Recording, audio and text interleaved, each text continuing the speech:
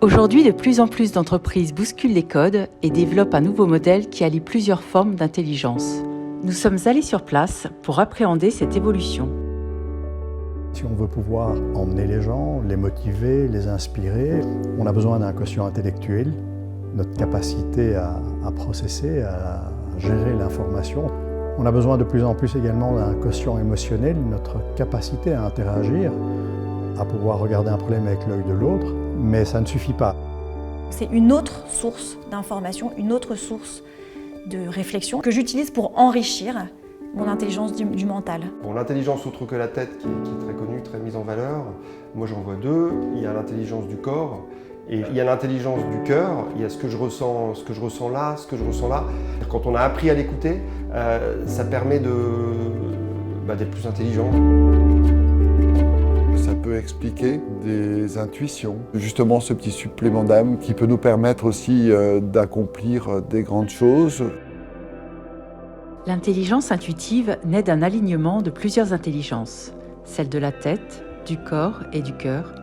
Cet alignement permet de développer une paix intérieure, une confiance, un esprit plus clair et plus créatif qui nourrit aussi la recherche de sens au travail. Lorsque des chefs d'entreprise sont touchés par ça, j'en connais de plus en plus, eh bien, ils ont envie de transformer leur activité. On va être empli de ressources et d'énergie positive pour avancer, on va oser. C'est justement parce qu'on développe l'intuition, qu'on favorise les relations humaines et toutes les valeurs qui vont avec, que les résultats sont là. C'est tout d'abord un taux d'absentéisme qui a baissé de 30% en 2 ans, un turnover qui a été divisé par 2. Ça amène à une nouvelle forme d'organisation et je pense que ce sont les organisations du XXIe siècle dont on a profondément besoin. L'intelligence intuitive va être d'autant plus recherchée par les entreprises qu'avec l'avancée de l'intelligence artificielle, toutes les connaissances d'intelligence dite cognitive vont être remplacées par la machine.